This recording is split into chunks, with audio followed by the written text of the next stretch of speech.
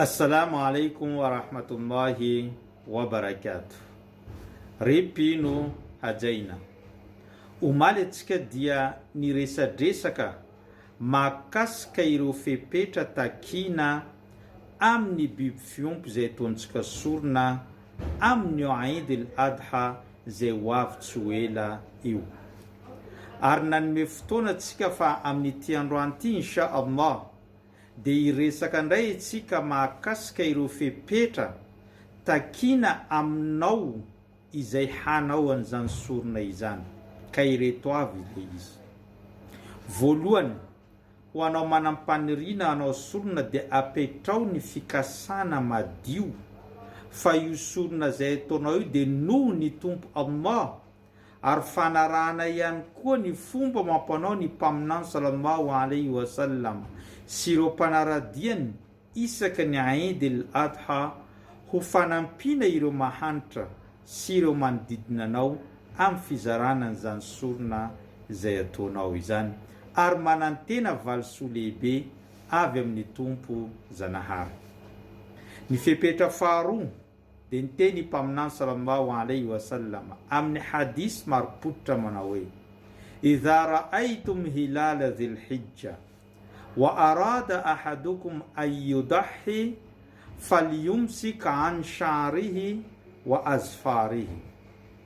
Raha ohatra ka hitanareo izy ny tsinam-bolana ny Dhul Hijja ka misy iray aminareo manam-paniriana hanao an'izany sorona zany, dia aoka izy tazona tsy hanapaka ny volony sy ny hohony manomboka amin'ny fotoana izay ahitana an'izany tsinam-bolana izany.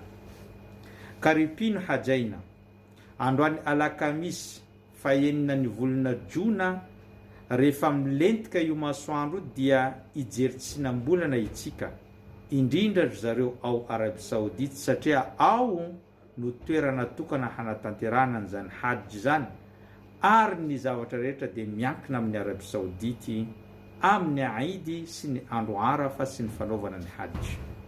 Ka raha ohatra ka manao annonce izy ireo fa hita ny tsinam-bolana androany hariva, dia takina amin'ny olona izay hanao an'izany sorona zany mialohan'ny filentehany masoandro androany alakamisy, dia efa farany fanapahan'ny volony sy ny hohony, ary tsy afaka manao an'izany izy raha tsy efa vita ny soronany amin'ny androny Eid.